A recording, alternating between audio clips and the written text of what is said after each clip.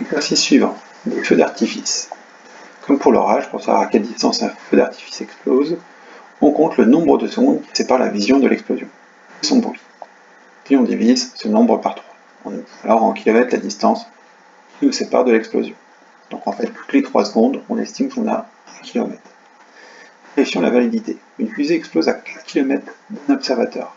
Les données, qui est importante, c'est ici, les 4 km.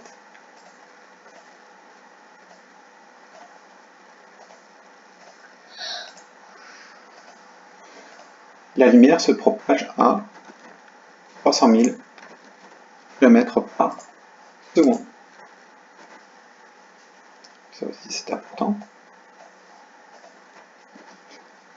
On nous donne aussi la vitesse du son.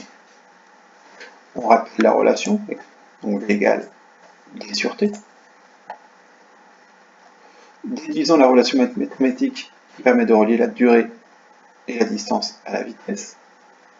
Donc T égale D divisé par V, on reprend ici, si on cache T, donc ça fait D sur V. Les données pour l'exercice, la question 3. La vitesse de la lumière, 300 000 km par seconde, soit 3 10 puissance 8 mètres par seconde. La vitesse du son dans l'air, 340 mètres par seconde. On nous donne aussi la distance, 4 km, soit 4000 mètres. Bien convertir pour avoir tout dans les bonnes unités. La distance en mètres, les vitesses en mètres par seconde. On aura donc le résultat en secondes.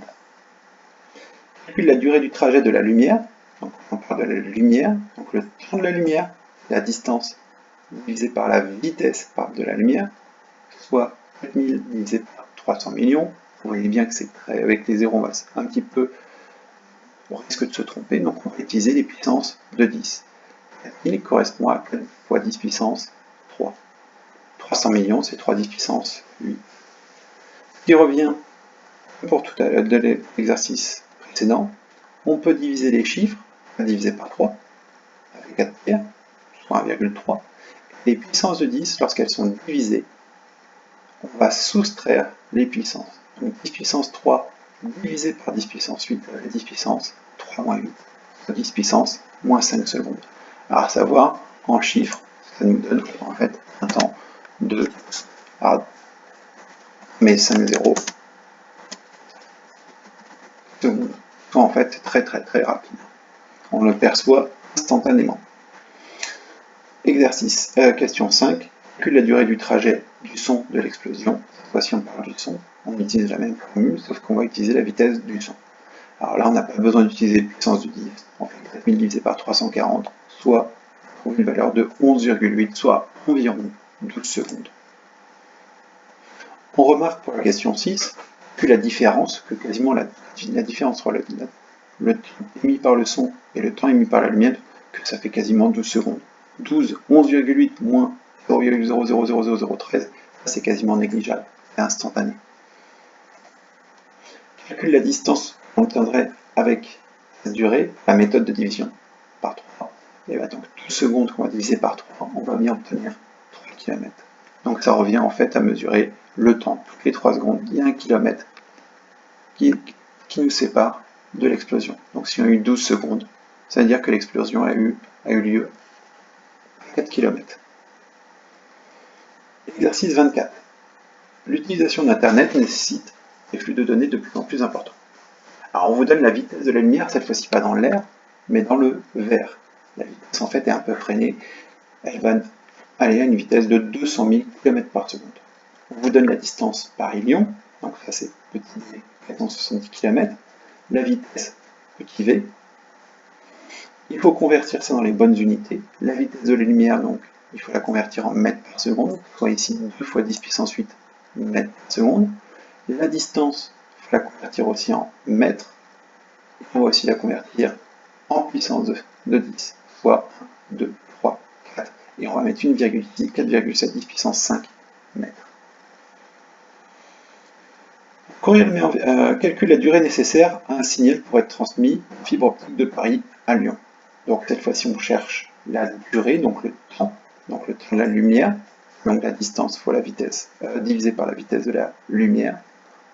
Ensuite, on remet les valeurs de la distance, soit 4,7 10 puissance 5, la vitesse de la lumière dans le verre de 10 puissance 8, la pose en fraction, ça revient à diviser 4,7 par 2, soit 2,35, et les puissances de 10 puissance 5 divisé par 10 puissance 8, ça fait 10 puissance 5, soit 2,35 fois 10 puissance moins 3. Le moins 3, c'est un sous-multiple de la seconde, ça correspond au milli. Donc ça revient à faire avoir 2,35 millisecondes. Sinon, on rajoute 3 zéros devant le chiffre, soit 0,00235 secondes. Alors on nous dit dans les questions 2 que le courriel en fait a mis 10 secondes pour arriver entre les deux utilisateurs. Alors, pourquoi une telle différence alors que la lumière a mis 0,00235 secondes, alors que la transmission du courriel a mis 10 secondes. Donc on remarque qu'il y a eu en fait que l'envoi du courrier a été beaucoup plus long que la transmission de l'information par la fibre optique. Alors cette différence, c'est tout simplement le traitement des données. C'est l'ordinateur qui est un peu mouliné, transformer le courriel en signal électrique qui a demandé la différence de temps. Ça n'a pas été la transmission qui a été beaucoup plus rapide. Dernier exercice. Je résous un problème. Alors cette fois-ci, on utilise ce qu'on appelle l'éco-location. Dessus, un dauphin en fait va se diriger grâce à une porte de sonar. En fait, il va émettre une onde. Cette onde en fait va se répercuter sur les roches, sur le sol marin, sur les bancs de poissons, et donc va lui revenir, va être réfléchi et va donc lui donner des indications par rapport à sa localisation. Le dauphin va émettre un signal en vert.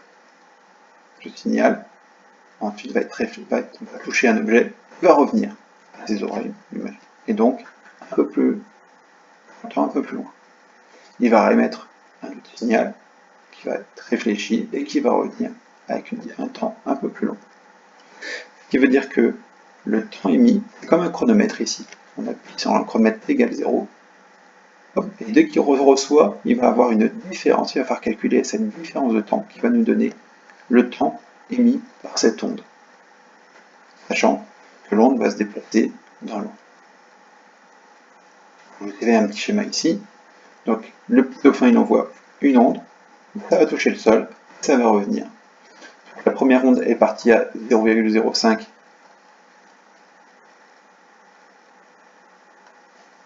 a été émise à 0,03 secondes et a été reçue à 0,05. On aurait pu prendre aussi l'autre émission qui s'est fait à 0,10, que j'ai mis en rouge, elle a été reçue à 0,12 secondes. Donc tu as mis entre deux 0,02 secondes pour faire un aller-retour.